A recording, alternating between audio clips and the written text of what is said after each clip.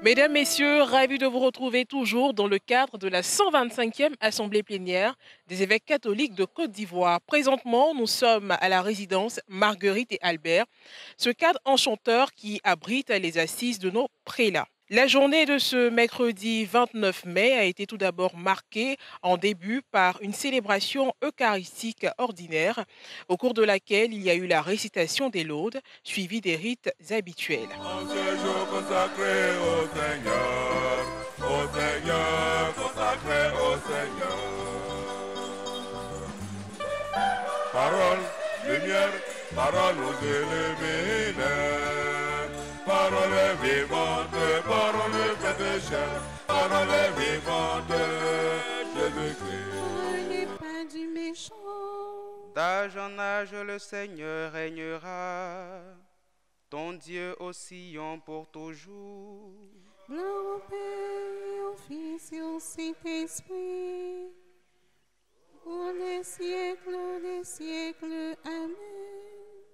Répondant à la demande de Jacques et Jean, Jésus rappelle cette vérité fondamentale. Celui qui veut devenir grand parmi vous sera le serviteur de tous. Il précise que lui-même est venu pour servir et non pour être servi. Ainsi, des pièges, de l'orgueil, délivre-nous, Seigneur. Sur les chemins de l'humilité, conduis-nous, Seigneur. Toi qui t'es abaissé, toi qui as été élevé et exalté, toi, notre modèle et notre Dieu, à toi, gloire et honneur, aujourd'hui comme hier, demain et toujours, dans les siècles des siècles. Amen.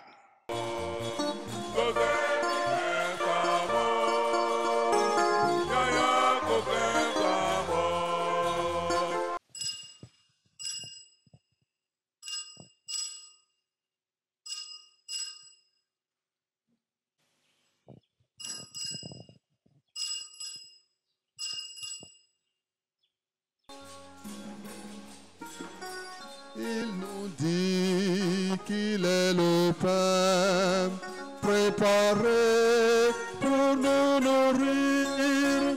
Celui qui le mangera ne peut craindre de mourir. Que Dieu Tout-Puissant vous bénisse, le Père et le Fils et le Saint-Esprit. Allez dans la paix du Christ.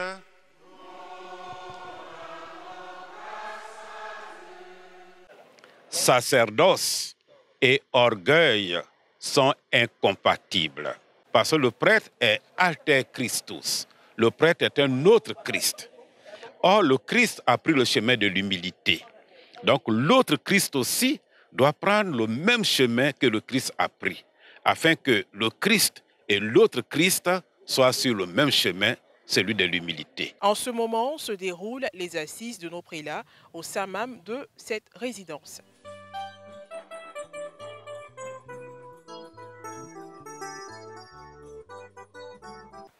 Au cours de la journée de ce mercredi 29 mai 2024, nous avons eu l'occasion de nous entretenir avec des membres du comité de restauration. Je m'appelle Madame Akwa Gisèle. La majorité de ces dames que vous voyez sont des catholiques de la paroisse. Il y a des choristes. Le menu, c'est nous qui établissons le menu. Et chaque jour, nous partons au marché parce que quand nous voyons que le stock diminue, il faut renforcer pour ne pas être en manque. Mais quelquefois, nous avons des difficultés, ce qui fait que ça, on ne tient pas compte de ça. Mais nous faisons en sorte qu'il ne manque pas de nourriture. Et vous savez, il y a des évêques qui ils sont en âge avancé. Oui, ce qui fait qu'on est obligé de suivre ce qu'ils demandent.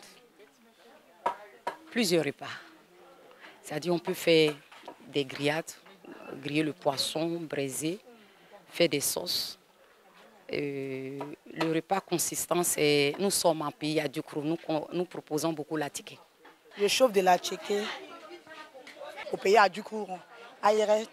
Maintenant, il y a pas son mâcheron, on prépare ça, ça devient topo. Avec de la ticket, ça se mange avec huile rouge. Ça se mange avec huile rouge.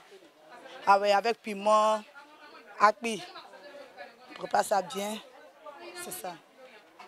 Libi breg sibiko kechi bang neme chobij ekel ochon ofun lele egbab libi bang mena soto ke siko ke café ji soto siko bagay ji midi siko ngos owem sinye mere dekele ochno wa amamon. Un peu plus tard, nous avons pu recueillir les propos de quelques prélats à la reprise de leurs travaux. Pour ce qui concerne les travaux, je voudrais dire que nous avons revisité le programme, en ce sens que, comme vous le savez, il y a les obsèques du président Bédier et donc nous devons, pour certains, aménager le programme afin d'y participer en tant que conférence. Et après avoir révisé le programme, nous sommes penchés sur le contenu réel de notre assemblée plénière et des travaux. Nous sommes à ce stade, je vous parle sur le point échange des nouvelles du diocèse et des défis que chaque évêque doit affronter dans son diocèse. Nous avons commencé les travaux avec des sujets passionnants qui demandent beaucoup de temps. Je pense que on fait au mieux pour répondre aux besoins de l'Église.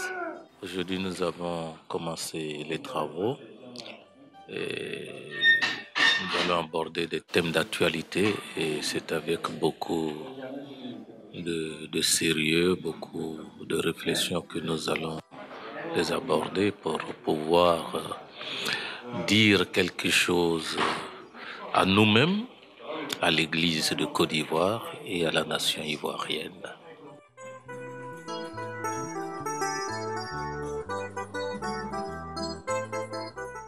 Donc nous rendons grâce à Dieu parce que depuis le dimanche même, on a senti déjà les anges au village. Avant leur arrivée, on a senti déjà leur présence à Ogbaf. Nous sommes beaucoup contents. Grâce aux prières des évêques, que Dieu lui-même nous ouvre les portes. On est vraiment content. On n'a pas pensé, mais Dieu a révélé ça. Donc que par les prières de l'évêque, la paix règne dans le village d'Orbaf. Je voudrais signaler que ça fait la deuxième fois que nous venons dans le diocèse de Yopougon, où nous sommes accueillis non pas dans un centre d'accueil appartenant à un diocèse, mais dans des familles. C'est-à-dire que pendant ce temps, nous faisons corps avec tout le village et nous prions ensemble, nous partageons le repas, quoique parfois c'est à l'interne, mais nous avons une certaine proximité avec tous les membres du village et parfois les membres des villages voisins. C'est une bonne occasion pour les gens de découvrir vraiment en taille réelle ce qu'est la conférence épiscopale, quels sont les différents membres. Donc ce rapprochement nous unit de plus en plus avec les fidèles. Et dans un village, comme vous le savez, c'est différent de la ville. L'accueil est toujours très chaleureux, très fraternel.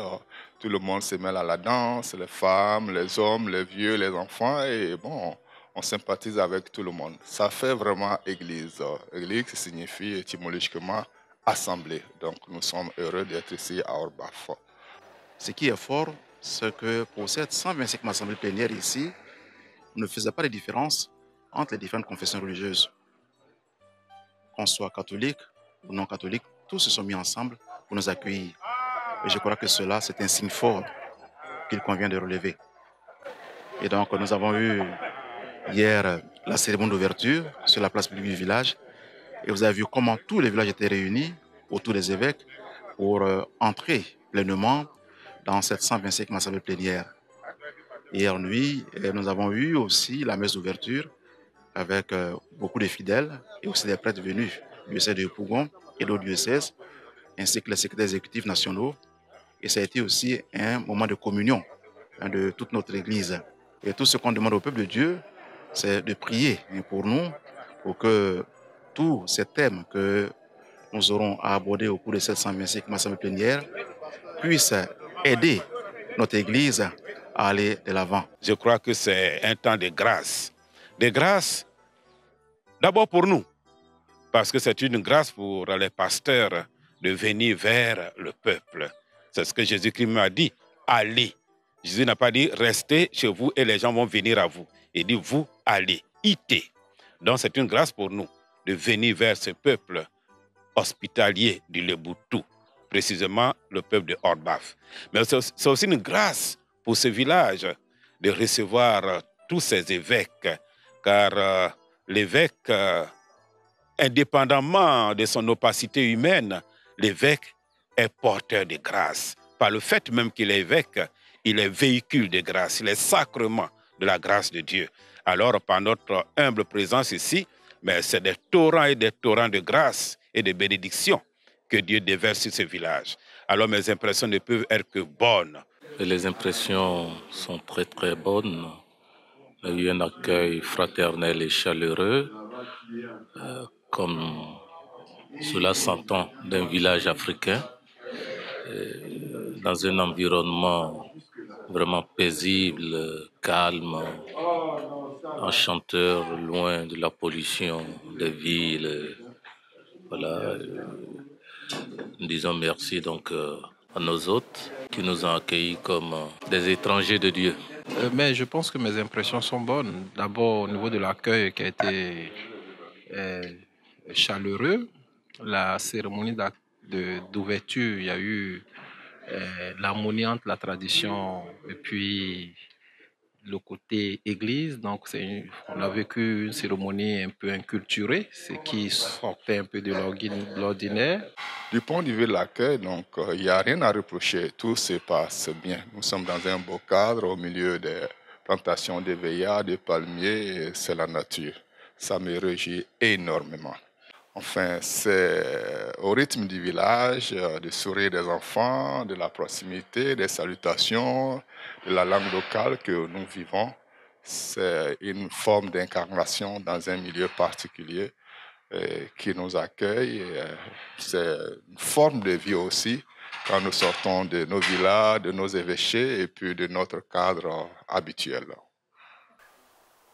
Soulignons qu'au cours de leur séjour dans le Leboutou, les prélats scruteront sans complaisance, de manière objective, bienveillante et constructive, les signes des temps, comme l'a déclaré son Excellence Monseigneur Marcelin Yao Kwadio, évêque du diocèse de Daloa et président de la conférence des évêques catholiques de Côte d'Ivoire lors de l'ouverture. Il s'agira également pour les prélats d'analyser les rapports des secrétariats exécutifs nationaux et des aumôneries nationales. Puis, la commission épiscopale clergé, séminaire et pastorale des vocations, la commission épiscopale pour les affaires juridiques et les tribunaux. Les évêques verront aussi à l'endroit l'état des finances de la conférence. Ils pensent réorganiser l'administration de la conférence. Quant aux questions ad extra, c'est-à-dire la situation sociopolitique, les prélats vont se pencher sur la situation des déguerpis dans le district autonome d'Abidjan, l'analyse de la météo politique et sociale avec l'année 2025. Et voilà, mesdames et messieurs, c'est ici que se referme la journée d'aujourd'hui. Merci d'avoir été des nôtres et restez toujours sur Ecclesia TV pour connaître la suite des événements.